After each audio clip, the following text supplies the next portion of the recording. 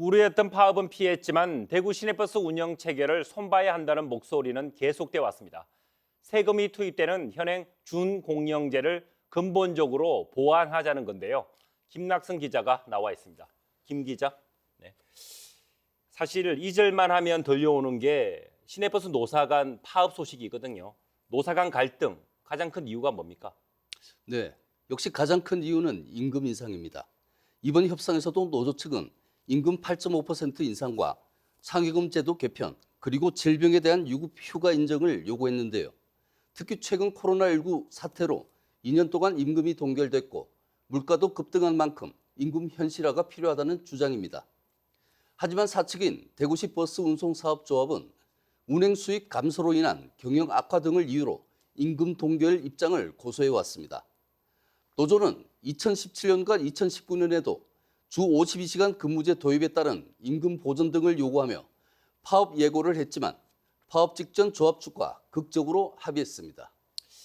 아마 2006년으로 기억합니다. 그렇다면 준공영제가 도입된 지 15년이 지났는데 준공영제를 손봐야 한다라는 지적이 많습니다. 구체적인 설명 좀 해주시죠. 네, 대구시가 버스 업체들의 적자를 보전해주는 재정지원금이 갈수록 늘어나는 만성적인 적자 구조가 문제인데요. 실제 대구시의 시내버스 재정지원금은 2015년 1,030억 원에서 지난해 1,946억 원으로 90% 가까이 늘었습니다. 반면 같은 기간 시내버스 이용객은 2억 6천만여 명에서 2억 7천만여 명으로 1억 명가량 줄면서 요금 수익도 540억 원 정도 감소했습니다.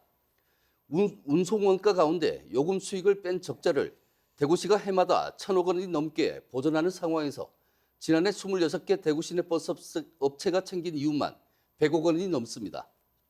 대구시가 이렇게 막대한 시민 혈세를 쏟아붓고 있지만 버스 배차 간격은 길어지고 지지부진한 노선 개편 등으로 서비스는 개선되지 않고 있어 시민 불만의 목소리도 높습니다. 네, 그렇다고 시내버스의 공공성을 무시할 수는 없습니다. 시민들의 발이고 교통 오지나 취약계층 분들에게는 반드시 있어야 할 이동 수단이거든요. 준공영제의 대안, 어떤 게 있을까요?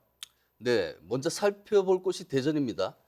대전시는 올해 초 대전교통공사를 설립하고 적자 노선 인수 등 완전 공영제 전환을 추진하고 있습니다. 또 올해 6월 시내버스 공영제 타당성 검토 연구 용역 결과가 나오면 완전 공영제 계획 수립에 적극 반영하기로 했습니다. 이 밖에도 전남 신안군과 강원 정선군 등이 완전 공영제를 도입한 것으로 알려졌는데요. 대구 지역 시민단체들은 버스 이용객 감소로 수익금이 줄어든 탓도 있지만 운송사업자의 경영 효율화 등 원가 절감 노력이 부족하다며 대구시의 적극적인 대책이 시급하다고 지적했습니다. 네, 아무쪼록 버스를 이용하는 시민들의 불편을 줄이는 쪽으로 대안을 찾았으면 좋겠습니다. 김 기자, 수고했습니다.